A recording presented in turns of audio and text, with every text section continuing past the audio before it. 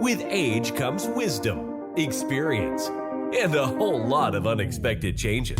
Welcome to Dad Brain, where two best friends share their journeys through the ups and downs of their 30s. Get ready for the raw and honest realities of growing older. Here are your hosts, Matt K. and Matt L. Cool. All right, welcome back to Dad Brain. Another special episode here. We've got a special guest here. He's a GG. He's a girl dad. He's the guy who showed me how to make ranch water. This is Joel R. on air with us. We've also got Matt Elmer Fudd L. over here. Elmer Fudd. Today I am outnumbered by Floridians. Is that a reference to his shotgun skills? It is. And it begins. We'll God touch damn it. on that debacle in a little bit here. But I'm actually super happy not only to have you on here, Joel, but that you took him out to do something manly for once. You took him shooting shotgun. Yeah, and just, a GG and a great guy. Joel is my cousin's husband, and he is a girl dad, as Matt said, a brand new girl dad. His baby girl is about to celebrate 5 months. So we're really going to kind of dive into how that journey has been going, because, Matt and I are still awaiting our journeys to begin. Well, by the time this airs, you won't be awaiting. I mean, No, True. you got True. a membrane sweep coming up. It's popping. Yeah, a little update on that, by the way. She went into the OB and she hasn't dilated at all.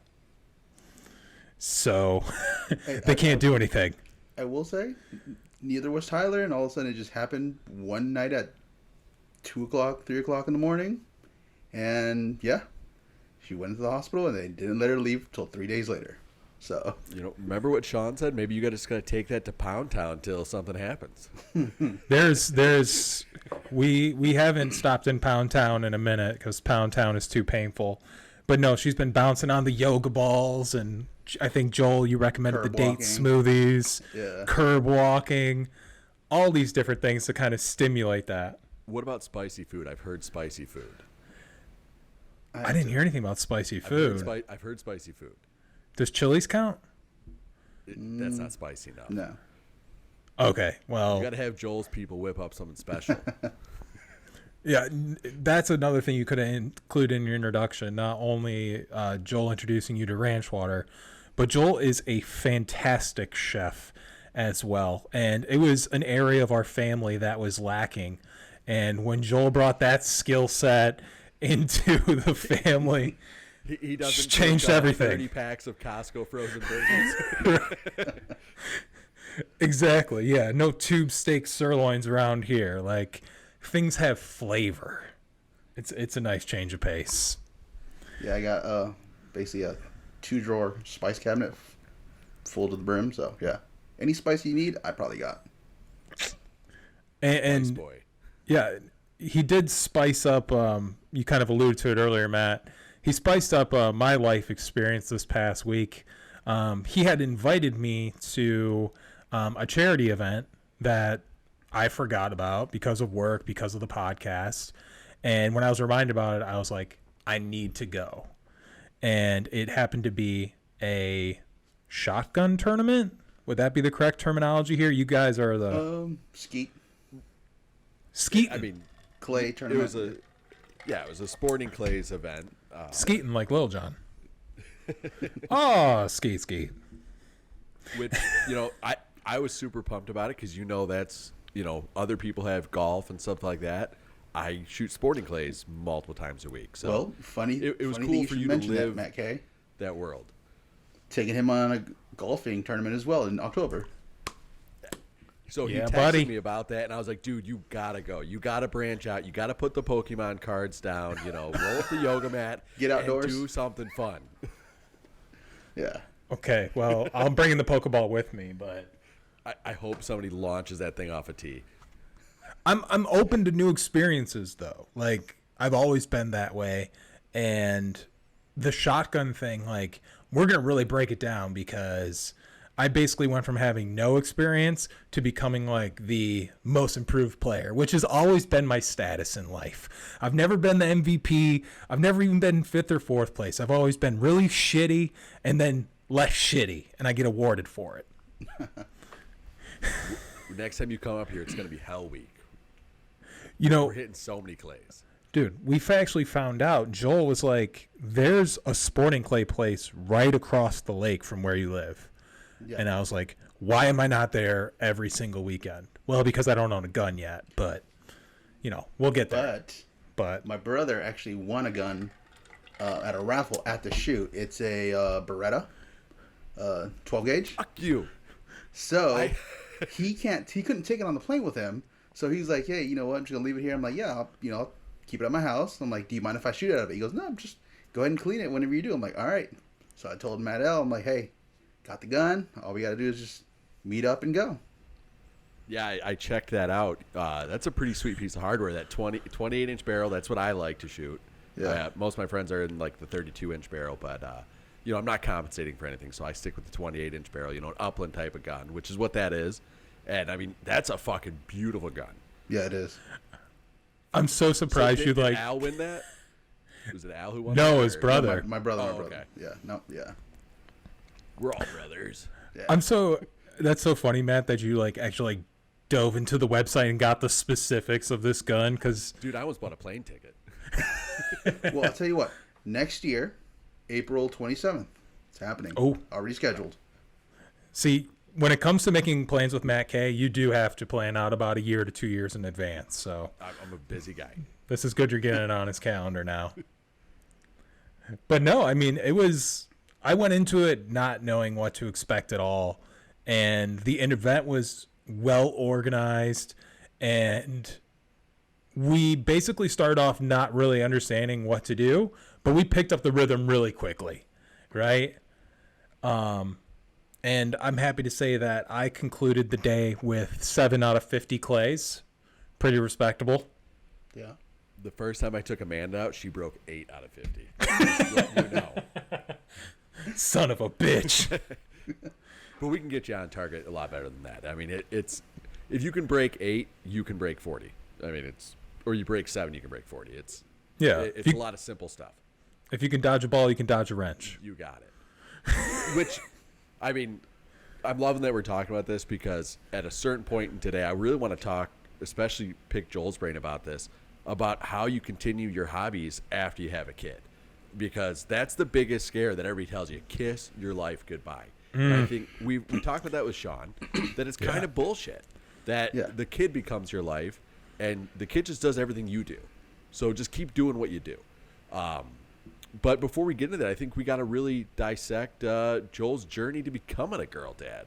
You know, the planning that went into it, his fears, all that stuff. And I think, Matt, you're close with him, so I'm going to let you just really start hitting the hardball questions here. Yeah, I mean, in terms of, I remember it was around this time last year when we actually found out that Joel... Tyler and I were talking about this, that we were trying, and we had also scheduled a cruise. And she had actually said, you know what, this month we're not going to try because, you know, I don't want to get pregnant because we're going on a cruise, and I want to actually drink.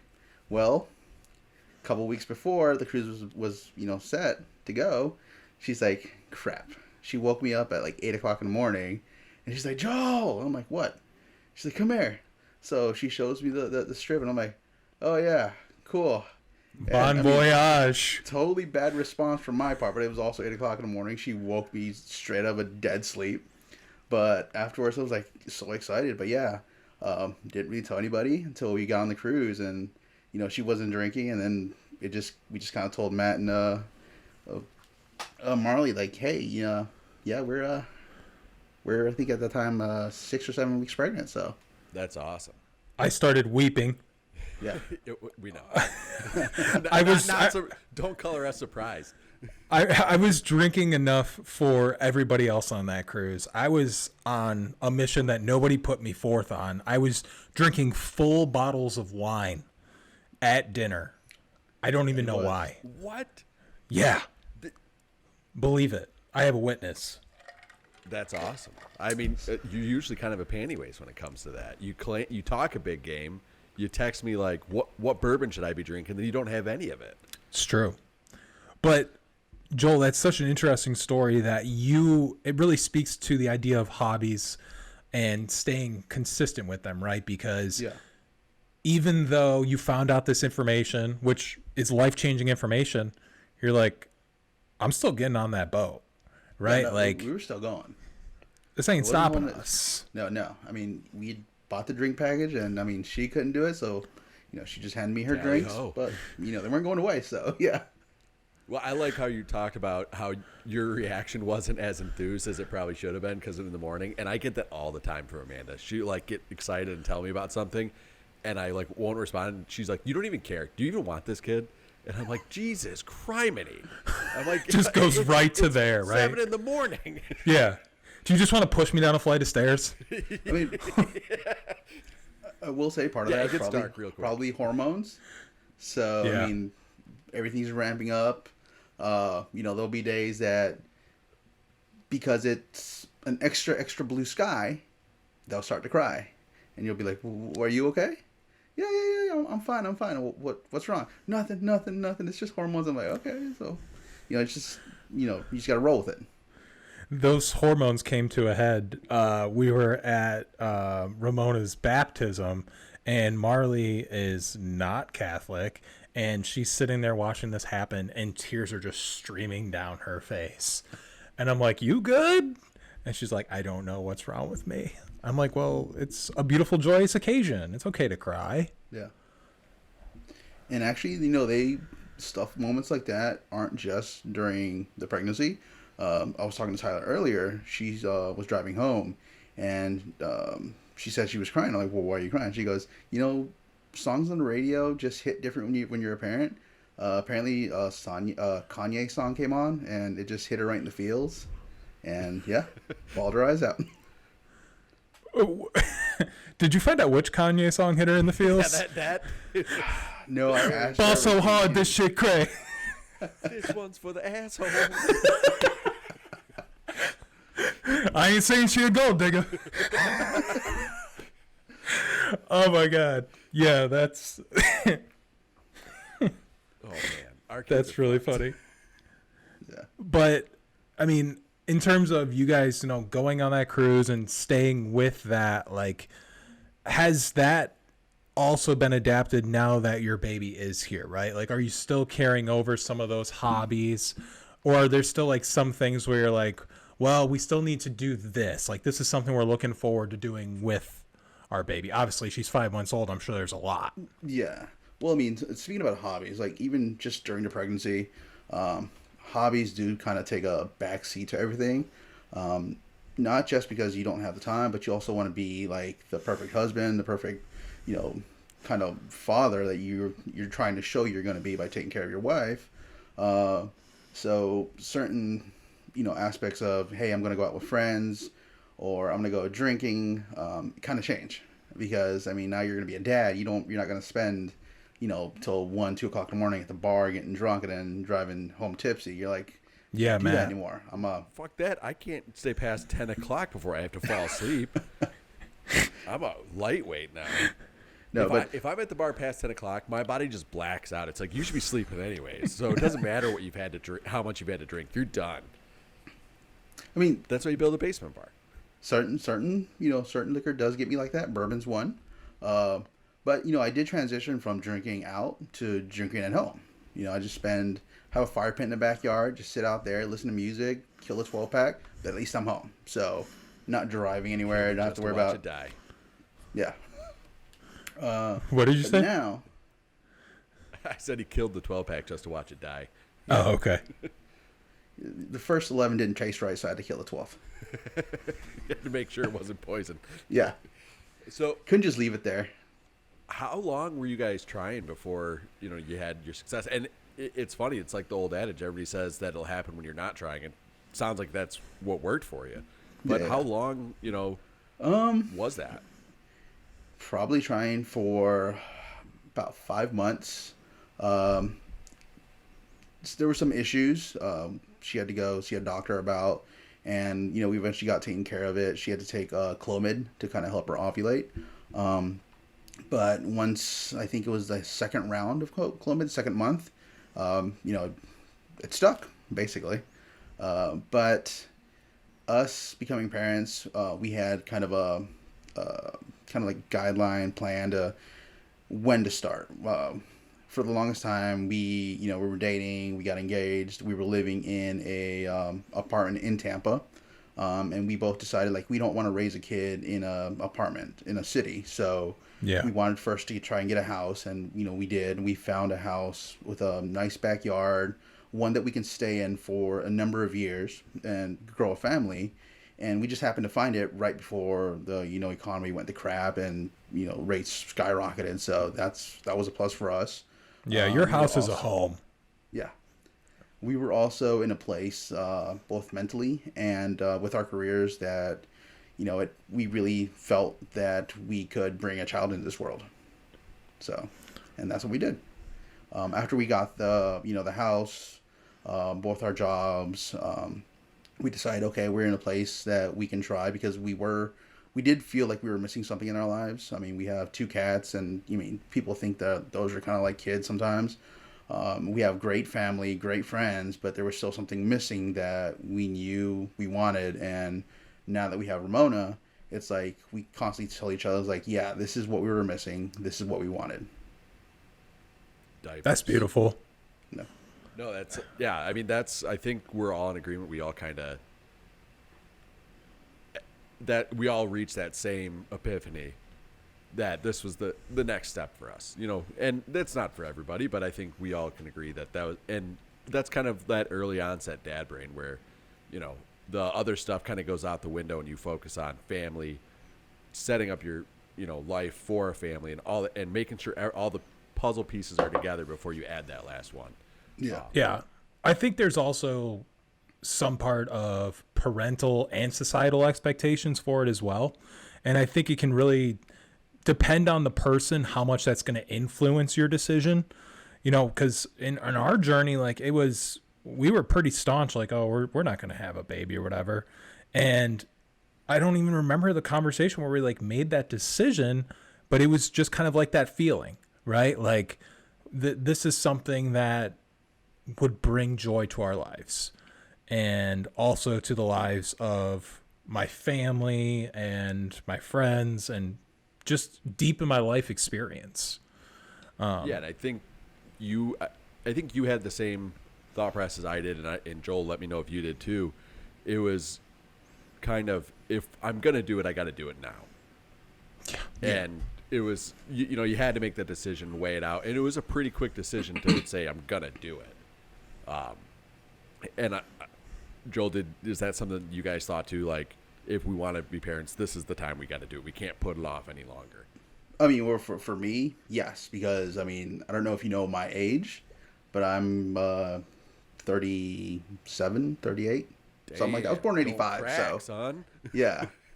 So, it's a pleasure you guys invited me to Dad Brain, into your 30s. I'm almost into my 40s, so, yeah. Whatever, we got the, you know what? That's crazy, because our last guest, same age. Yeah. Really? Yeah. I didn't know that. And Tyler, she's going to be 33, so she had Ramona and she was 32. And, we do plan on hopefully having 2 more kids. But we made a decision that we're not going to try for another one until Ramona, our first one, is potty trained. Because we want only one child at a time in diapers. So, yeah. Genius. Yeah. No, that makes sense. And has the discussion for more children, like, how is that discussion different than the initial discussion that you had for your first? I guess now that we know what we're doing and we're, financially stable, and like I said, we have the home and everything like that, and we have room to grow, and we kind of have that experience of having a kid and raising one right now till 5 months, we decided, hey, we just can't have one. She comes from a family of 2, like I come from a family of 3 in the immediate family, and then like 6 others from my dad's side when he was younger. So I have a pretty big family. So we always decide like we just can't have one. We want a couple more, two or three, just just that she's not the only child and she has siblings. Yeah. No. Took the whole parenting thing for a test drive and decided you want to add some more wheels. I like it. Yeah. So you were talking about how like hobbies take a backseat, Yeah. when you're trying and everything like that. Now that you're 5 months in, I mean, obviously you went shooting, you're planning a golf outing. Are you able to pick back up? Obviously, drinking at home, we're not going to call that a hobby. That's a problem. But what? Only if you drink by yourself. What other hobbies have you picked back up? Because like I'm in a really delicate situation where we're expecting our child like November 15th, which I don't know if you guys know this. That's a holiday in Michigan. It's opening rifle season for deer. Yeah. So I'm fucked. Guess who's not going? Fuck that. I'm fighting Yeah. a good fight. That's a losing battle, buddy. Yeah, I know. I mean, hobbies do ramp back up. Once you get into a kind of like a rhythm of things, you get to understand your child and like what their needs are. So, I mean, yes, I've gotten back into certain things. I used to be heavy into nonprofits and kind of helping out, especially with this, the one that the organization just put on the clay shoot, help them out. Also, my previous employer helped them with events, and I would constantly go out to their events when I was invited to help or just participate. Those kind of took a back seat for the past year, but now that she's, here, I don't have to look after Tyler so much with her needs. If she drops something or, if she's nauseous and, just basically taking care of her. Yeah. Ramona's old enough that Tyler can, and she's in a rhythm enough that Tyler notices what she needs and she can handle her by herself. So, I'm able to go to a clay shoot. I'm able to go to a golf outing. I'm able to reach out to friends again and be like, hey, do you guys want to go see a movie, or do you guys want to go just hang out for like breakfast beers, or you want to go get together and just buy a bottle of bourbon and just share it and see what we think about it. So I'm able to also get back online with some friends and video game with my friends in like Colombia, Mexico, and stuff like that. So it's coming back. So yeah. So new dads need to really take notes here, right? Like, yes, it took you some time to get back to the things that you enjoy, but you're not dead, right? No, you're not. Life isn't over, right? I mean, that's just the continuous thing that I'm hearing. Matt, you said you're hearing it as well. And you're living proof that new dads, like, your life isn't over once you have this child, right? It's about communicating with your partner, establishing those rhythms, and then you can have a little gradual release. Both of you can, right? Yeah, because it is a give. It is a give and take. You don't lose anything. No, One at a time. Yeah. I was gonna say it is a give and take because there are times that Tyler wants to go out and get her nails done, get her hair done, go shopping without me because I will be like, hey, you told me like 2 stores. We're at like the 5th one here. Can I? Yeah, I just want to go home. But Fucking Ulta.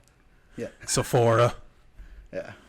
But she says, hey, can I go do that? Yeah, go ahead. I'll watch Ramona. Don't worry about it. Doesn't matter what time you get back. We're good. Take your time. And, she's able to do her thing without having to worry about Ramona. And I'm able to do my thing without having to worry about Ramona when she's watching her. So it is a little give and take. Yeah. I will say it's not back to 100% where I can just just pick up and leave. I have to be like, hey, next Saturday I'm going to go hang out with some buddies. Is, you okay?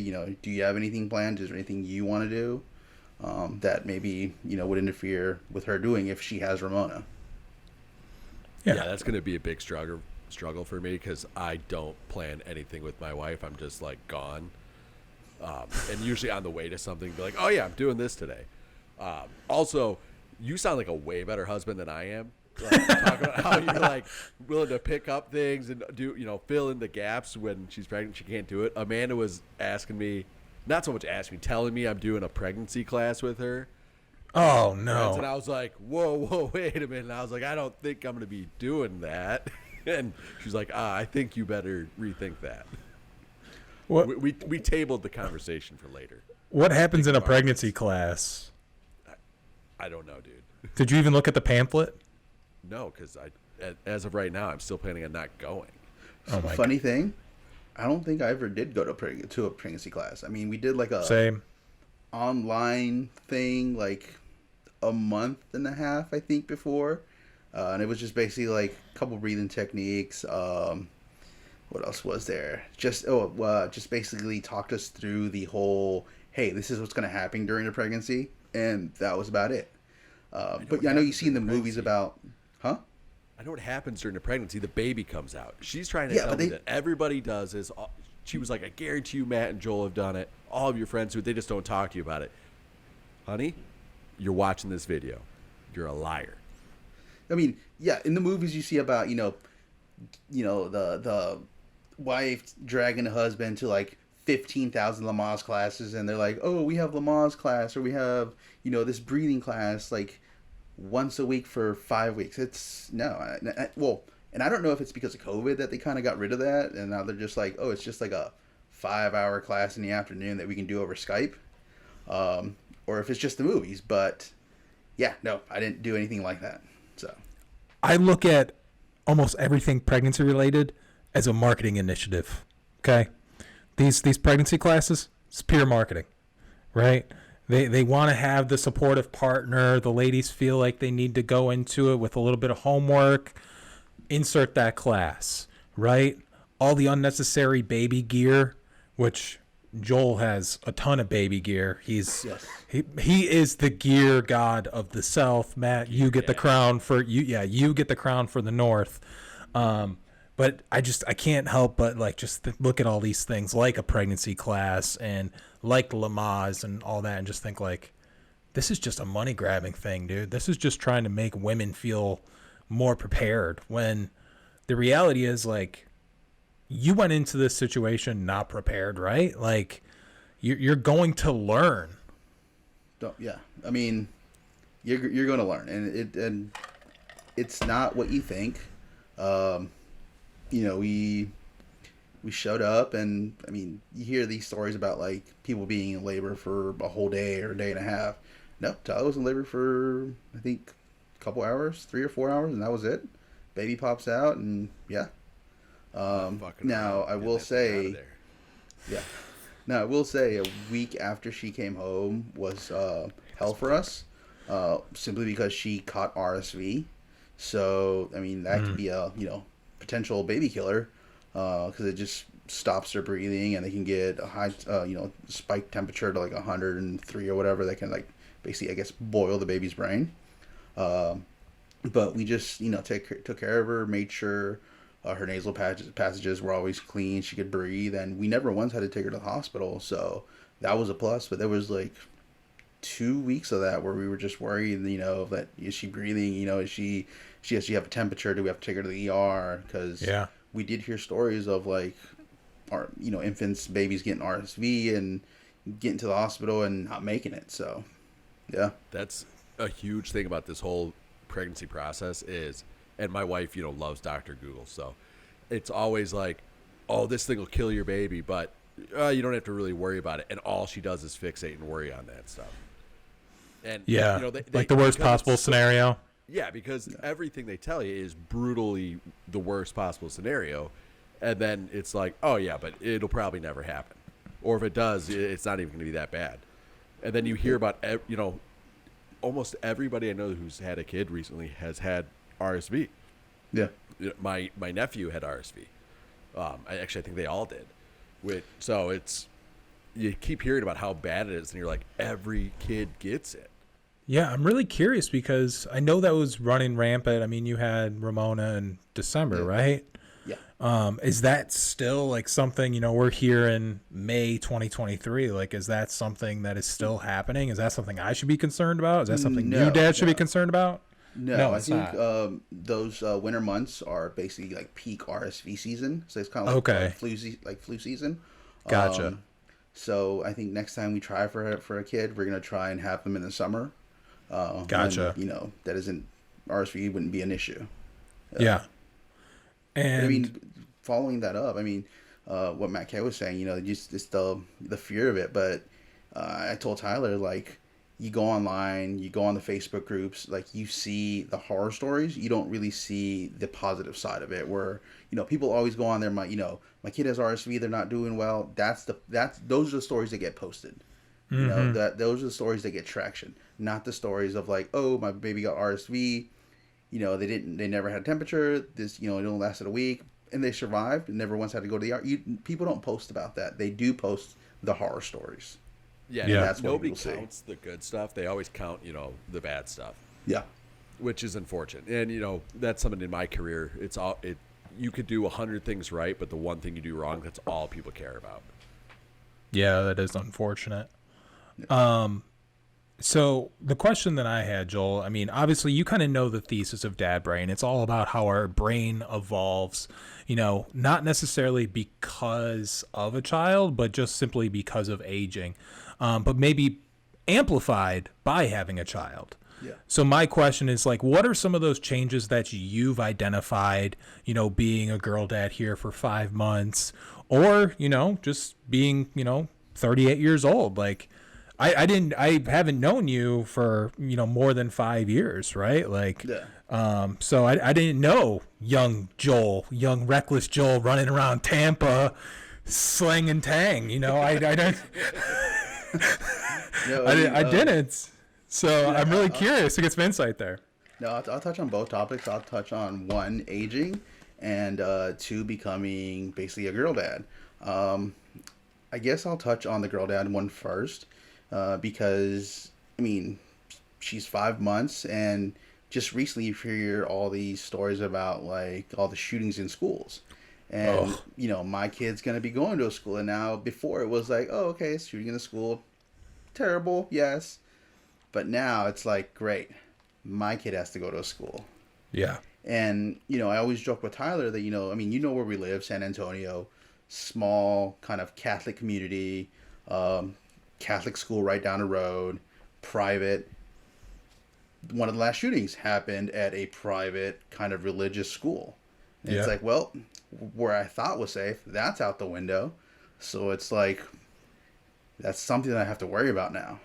And Tyler and I have toyed around with the idea of like, well, when she grows up, are we staying here? Like, do we go to Mexico and put her school in Mexico where, there's not that kind of gun violence in schools? But then, but on the flip side of that coin, it's like, yeah, there's no shootings in schools, but there's shooting in the streets. There's kidnappings. I mean, yeah, there's, drug violence, and I mean, it's rampant down there. So yeah. I want to dive into that, like, just this idea of when you become a father, like Sean was telling us this too, right? Like, becoming more vigilant, and you're like a protector, and then you go into a scenario like sending your child off to school where you're not able to be there and be vigilant and be their protector, and how that can make you feel. And like, yeah, it's scary, man. Like, especially as a former educator, I remember those drills where we were throwing desks to barricade the door. Like, it can happen anywhere. So it's like, what can we really do to prevent this? But it's good that you're already thinking about that. Yeah. I mean, that's kind of Dad Brain, is like all the other non-important stuff goes out the window, and you just focus. You're just dead focused on, like you said, vigilance, safety, preparation, financially, safety wise, everything. And everything else just takes such a huge back seat. And, it's good we're talking about it, because this is proof that you do have that brain, but, and those things take a back seat, but you're still able to live it. Yeah. Because, I mean, it's just not about school either. It's, I want to become a gun owner, and it's like, okay, how do I keep her safe? Because, I mean, she doesn't know about guns. She's not going to know that they could be dangerous. I mean, yes, there's education that you can give them, but I mean, at the end of the day, she's a kid. Kids are kind of, just inquisitive by nature. And it's like, okay, well, what does this do? And, I'm going to have to make sure that everything's locked. Ammo and guns are separate, stuff like that. But then also driving. It's like before, I drive a Ford F-150, so, I feel kind of safe in it. And I feel safe when she's in it, but at the same time, it's like she's in like this tiny little, car seat that, hey, could just go flying if I didn't like buckle it down correctly. So yeah. Yeah. So yeah, making sure that you're doing everything right too. Yep. At what I do for a living, we have a staunch policy that we do not install customers' car seats for them, because if you do that, anything that happens is your fault, whether it's your fault or not. It could be You don't want to be liable. whatever. You are liable at that point. You're liable for any failure with it. Yeah, and I'm gonna bust a myth right here.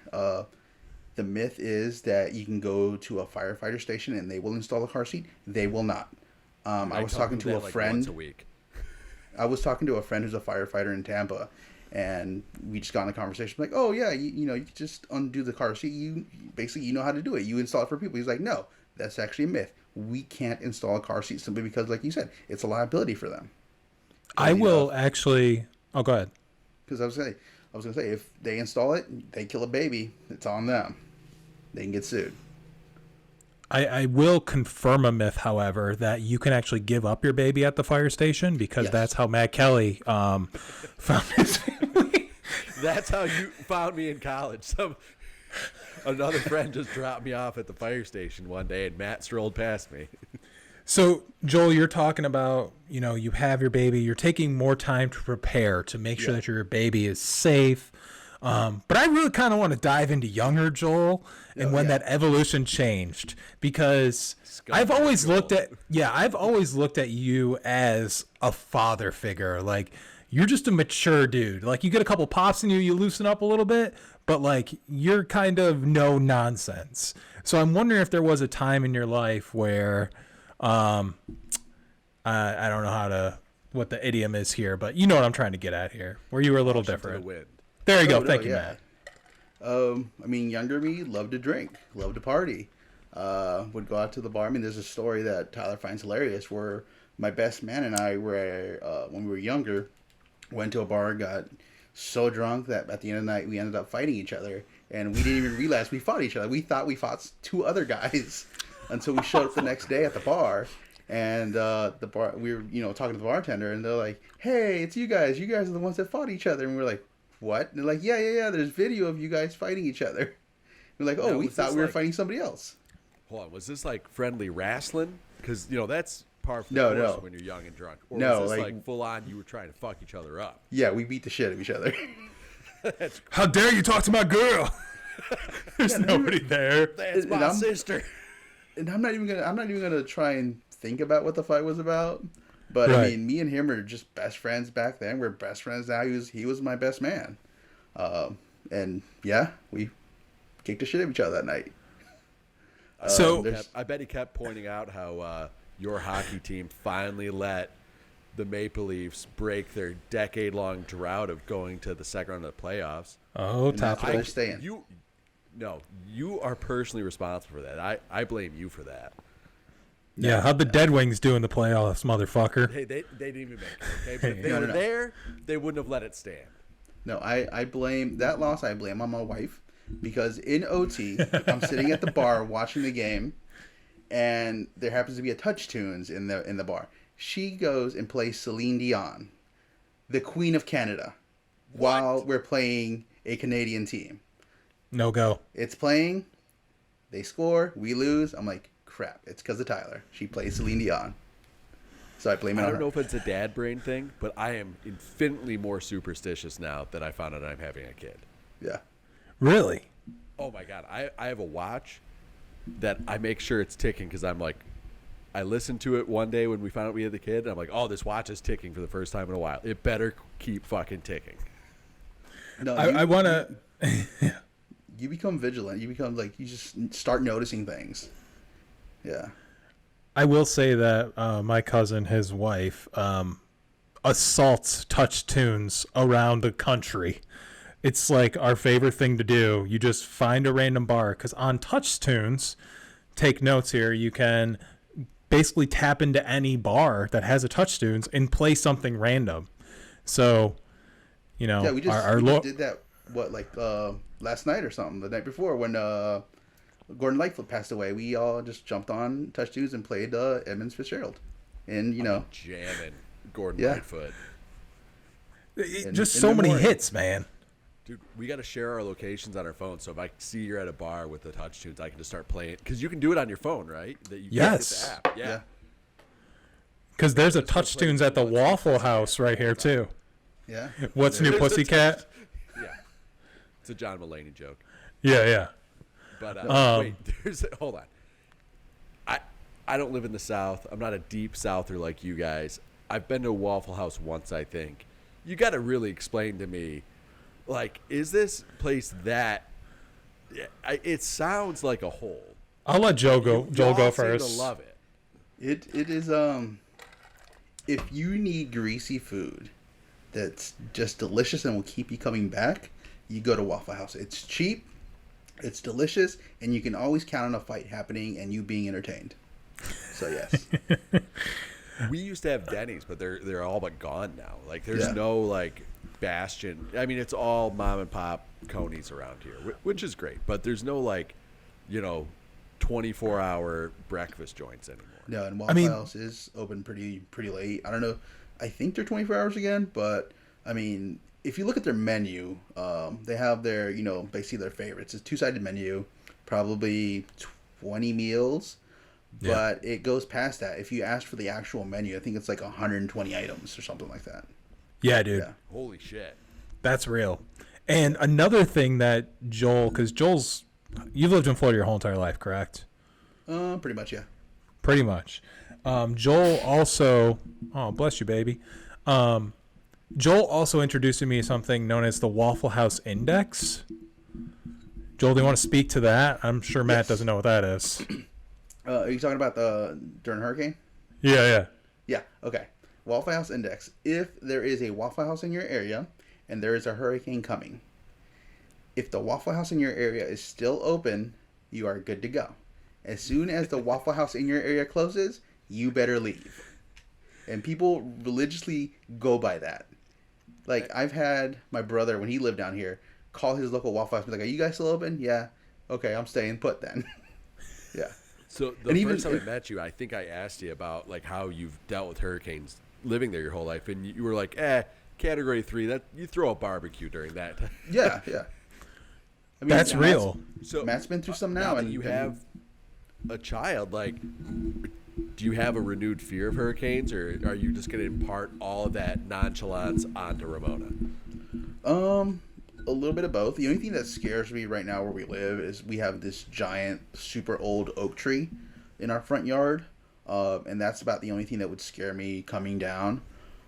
And Tyler and I have talked about getting it trimmed back and kind of lessening some of the weight on the side it's on toward the house. But that's about it. Other than that, it's a old house. It's block construction, new metal roof. So because it's so new, I know that they followed all the strapping guidelines to add the hurricane straps. When we bought it, we had to have a wind mitigation report made. And I want to say that it could sustain winds up to a Cat 4. But even then, if it's a Cat 4, like, I'm probably not going to... If it's coming to this area, I'm not staying. Right. Even if I didn't have Ramona. So... I will say, too, Matt, that I did just survive the first hurricane season. We didn't have hurricanes the first year I was down here in Florida. But I remember specifically texting Joel, and it wasn't until the Waffle Houses started closing that real concern had hit the Joel R. household. Well, you guys didn't even lose power, right? Your apartment didn't even lose power during that. Nope, nothing at all. And it's funny because I have another buddy who is a native Floridian, and he's like, I can't wait until a real hurricane hits so all you northerners can go back home. Yeah. And you're busting my balls about snow lightning. Yeah, I mean, that sounds like a real concern to this day. But going back to young Joel, the fight story. There's another story where I got so drunk at a bar, I walked home and didn't even make it inside my front door. I fell asleep on the stairway going up to my apartment.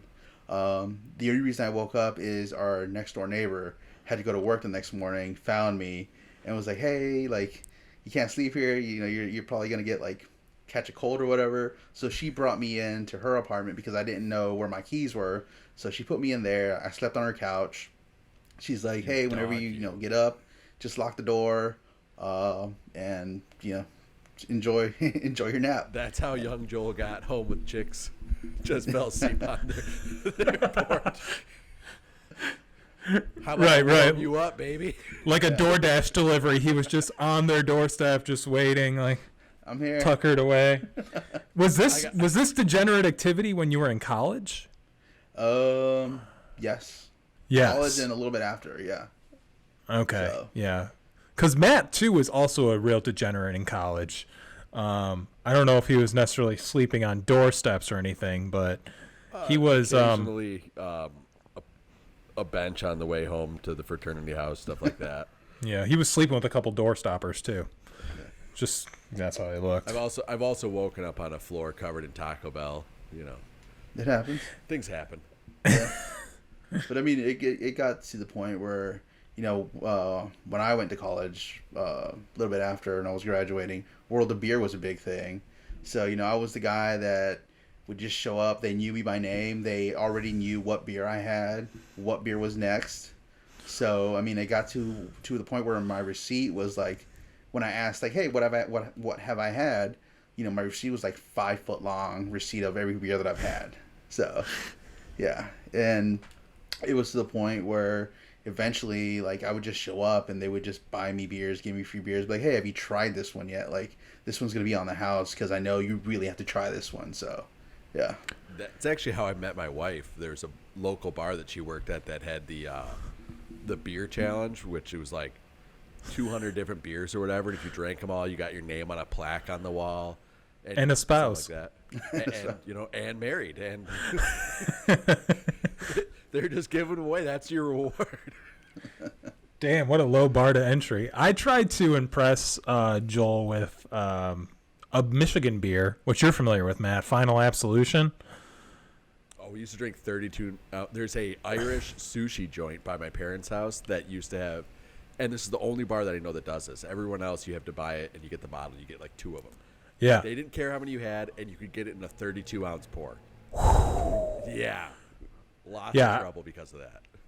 I brought him some home from Michigan for Christmas, and I mean, this guy's tried everything.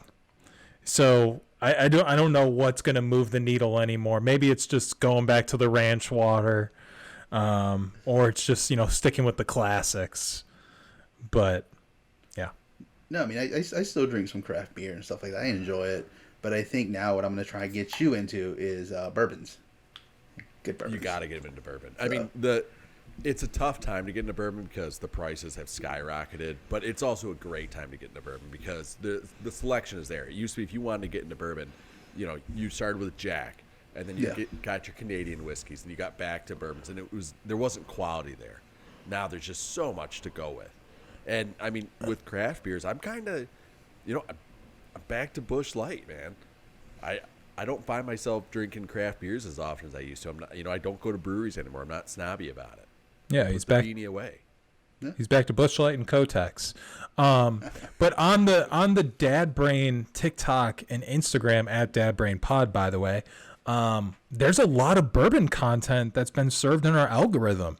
Because I think, we're just using the hashtag dad and dad life, and it just comes up. And I saw this TikTok live where they hid a bottle in the store, and I don't know, I forgot what it was called. I don't know, you guys know Van Winkle or something like that. Pappy Van Winkle. Pappy. Oh. Yeah. I'm sorry, gentlemen, I had no idea.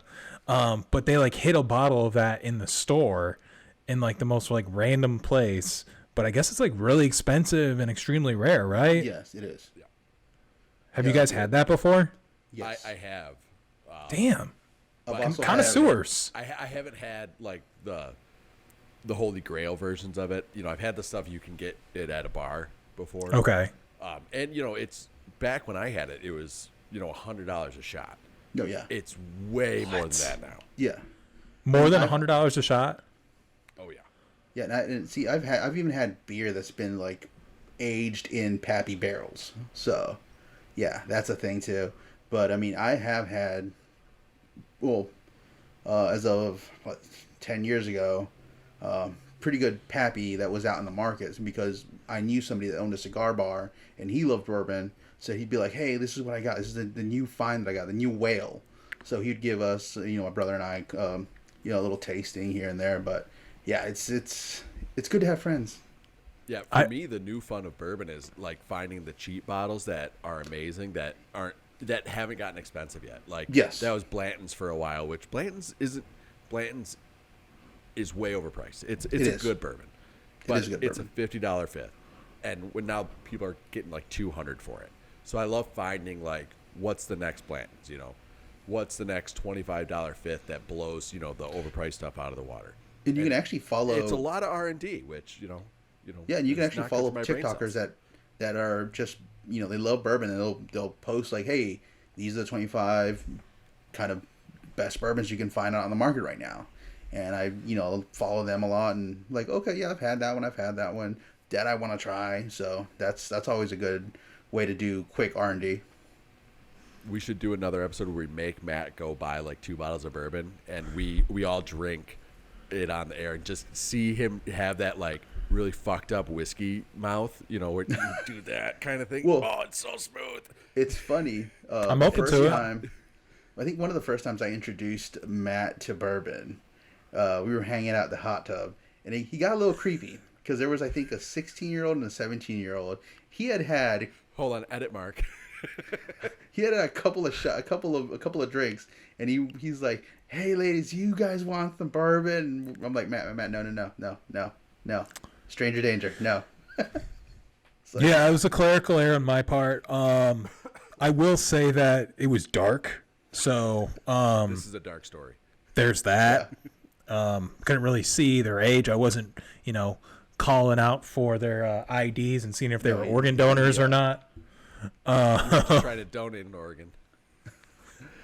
I fucking hate you. No, but one thing I'm actually going to invite Matt to is, I talked to a couple of my buddies already about it, that we're going to get together probably once a month. We're going to, each going to take rotation. We're each going to go out and buy a bottle. Okay. Get together, drink the bottle, say what we think about it, whatever. And next month, somebody else buys the bottle. And that way we get introduced to different bourbons that, we think personally other people will enjoy. It's like a drunken book club. Yeah, basically. Dude, they're super fun. Yeah. I love this idea. We do one where we get cigars, and we go to, the whole idea is you do it at different houses, and you set a price limit, like $100. Oh yeah. And usually it's the person that hosting buys the main bottle. Other people bring other bottles, but you bring the main bottle, and everybody samples it. You smoke some cigars.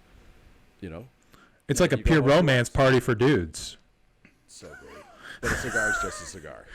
Yeah. Right.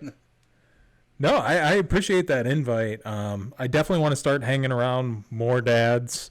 That way I can have more content here for the pod. But just also, I enjoyed bourbon when I had it. It's just something that I need to learn more about. But I'm skeptic about like learning more about things, because when I like something, it spirals out of control. Like, I need everything for it. I'll be the guy who's buying the smoker with the top and the lid, and I'll be smoking the bourbon. You probably have one of those, right? I just got a new one Saturday, actually. Exactly. That's going to be me. I'm going to be geared up on bourbon. You don't have to do that, though. You don't have to do it to enjoy it. Yeah. To be honest, the smoking thing, I think it's more gimmicky than anything. It's a cool Is party it? trick. It really is. I don't really. It doesn't. If the bourbon's good, it stands on its own. Yeah. But a great way to ease into it: start drinking old fashions and Manhattans. Yep. And because they're sweet, but it's all liquor, so you still get fucked up. You're not making a mixed drink that's gonna make you feel sick to your stomach because of all like the syrups and stuff. It's liquor in a sugar cube is what it is. Yeah. And they're fantastic. It hasn't been a focus because obviously my wife is in her 3rd trimester, and she also enjoys drinking. So it's hard for me to like drink around her because she'll want a drink, and she's really counting down the like minutes. This is my favorite part because the whole time I've been married, I've been the DD. And Amanda likes to get into her wine a little bit, as we all know. Facts. And so I've just been going with wild abandon since we got that positive test. And I will say this, though, and I don't know if it's just my wife or if it'll happen to yours guys' wives as well. Tyler really doesn't drink anymore. Like, Really? she thought after she had Ramona, she'd be like, oh, yeah, I'm going to go out drinking again, have Prosecco, have all kinds of wine. And the first time she touched liquor, she's like, yeah, it's not for me. I don't miss it. So she rarely drinks as much as she used to anymore. So, I mean, I don't know if your wife's going to breastfeed, but that's another thing that they have to take into account is, drinking while they're breastfeeding. So if they do breastfeed, that may hamper their coming back into the world of alcohol. Well, that's a crazy thing watching my sister-in-law with that. Like, the whole, like, oh, if I'm going to drink, I gotta pump and dump. Like, gotta flush it. And it's like, we're trying to have a good time. And you have a sip, and you're like, hold on a second, guys. Gotta clear it out. Yeah. So I don't think new dads know this, or maybe prospective new parents, but so you cannot drink when you're breastfeeding, correct? No. There's Okay, a 'cause time limit to it. Yeah. I literally saw someone in the tequila cave at Disney with a titty out and a margarita and chips and salsa breastfeeding out in the open. Frowned So upon. yeah, And Joel, you might know this. It takes a while for it to metabolize into the breast milk. Yeah. So you can have a drink and you can be breastfeeding at the same time and you're fine. But if you have a drink and then breastfeed an hour later, that's bad. Yeah. 'cause And, then it won't get- again, correct me, anybody listening, call and correct me.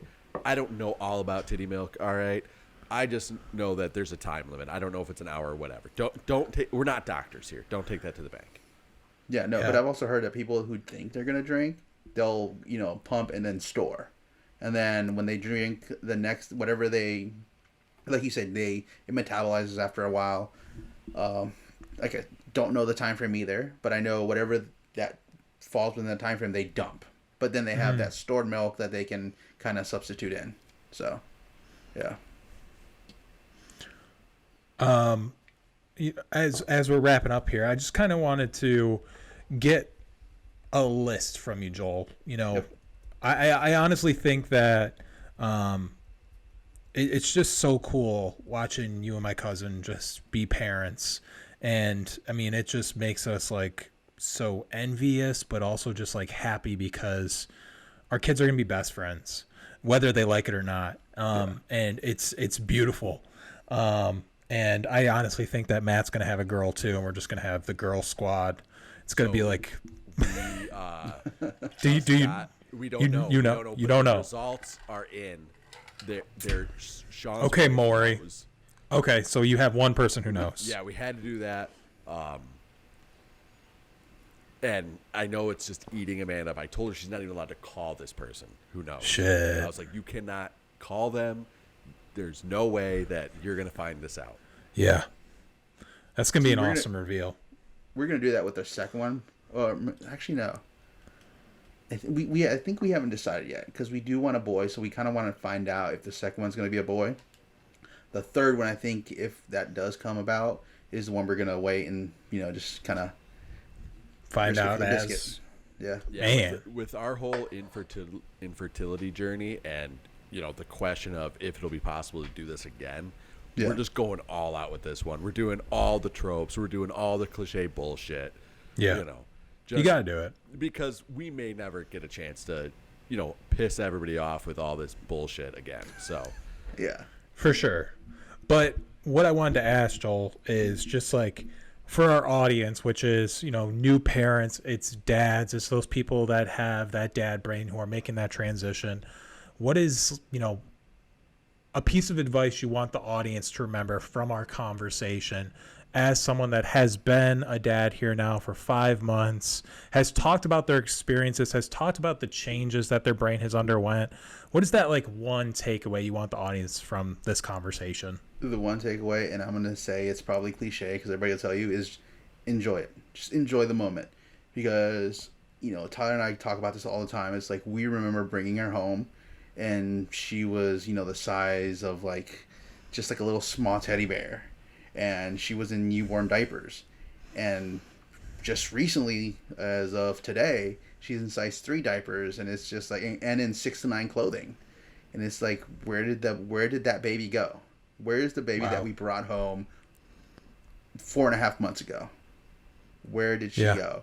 And you just enjoy it, because it goes from you having something that just basically sleeps all day, may smile at you every once in a while, but it's not an actual smile, it's more of a reflex, to now where it's like you wake her up and the first thing she sees is you, and she recognizes your face and she just smiles at you, and that right there just makes like everything it's just a wow That's moment powerful every shit. single day. Well, I think there we have it, guys. That's What? Dad Brain. Oh, there you go. Okay. I was like, are you kidding me right now? No, but just enjoy it, because before you know it, stuff changes quick, and you will see this when you have your own kid. From when you bring her home to like even a month later, it changes dramatically, and before you even know it. So just enjoy it. Yeah. Well, there we have it, guys. Joel, thanks for coming on with us. Definitely, we want to have you back again. Hopefully, you'll be. You had a good time, and you want to do this again. I know. Yeah. And hey, I mean, you guys talked about this before we started recording, about how you guys are having difficulty trying to maintain your full-time job and doing this. If you guys ever need help, let me know. I mean, yes, I have a full-time job. I'm a stay-at-home dad. I work a remote job. I'm with Ramona, but Both of you. Huh? I said I hate both of you. But I mean, my job is, I love it. It's, if you knew what I did and what I got paid for doing what I did, you would really hate me. But I'm here to help you guys with whatever you need. So, yeah. I love that. Yeah. Well, maybe it might be a good, trying a couple episodes, bringing on like the producer aspect, stuff like that. Definitely want to have, I think 4 people on is a good number to have on too. You can bring a lot of conversation with that. Mm-hmm. No, this is great. Yeah, no, and I just appreciate your support and feedback regarding the podcast. Joel's one of those people that I was reaching out to when we were still in those beginning stages, right? And I like to think that we're getting a little better at this every single time, right? And just through that repetition, we'll continue to churn out these episodes. And also, I really hope that if you are watching this, that you also subscribe on iTunes, follow us on all the social media platforms at DadBrainPod. Fucking TikTok, can you please give us more than 200 views on these videos? Like Instagram. Yeah, do I need to hire a guru, or is our hooks not strong enough? Hey, dads or new dads, parents, this is the podcast for you. We're talking about the things, we're talking about those changes. If you want to have kids and you're not there yet, start commenting on our shit. We'll respond. We'll feature you in the podcast. We will get into arguments with you on YouTube. We are all educated. Whatever your name was, turn up your volume and listen to us. Yeah, Matt has just been getting flamed in the YouTube comments as once. Yeah, but it was a pretty severe. This woman commented on one of our clips, and she was like, "It's clear that you don't know how to put together a sentence or whatever." And I'm like, "It's a clip. It's a clip. Like, right? We cut it up. We're taking a conversation that is linear, and we're creating a clip that didn't happen in that real time, right? So there's going to be gaps, and people just don't understand that shit. Yeah, but what people need, so you listen to it and you go, I wonder what they're talking about. I might as well watch the podcast or listen to the podcast. That's the whole point of it. It's to draw you in, not to have you be a giant dick to me. Yeah, it's called a lead magnet. As you can see, Matt has been very, very affected by this. It'll be okay, buddy. But Joel, once again, thank you so much for joining us today on Dad Brain. And we will see you all next week. Yeah, thanks for having me. And hope to meet up with you soon at Tenor Rock and blow your shoulder out. So, Thanks for listening to another episode of Dad Brain. New episodes come out every Sunday. Don't miss any. Subscribe today wherever you listen to podcasts. While you are there, help spread the word about Dad Brain by leaving a rating and review. Can't get enough Dad Brain? Follow us on Instagram, TikTok, and YouTube at Dad Brain Pod.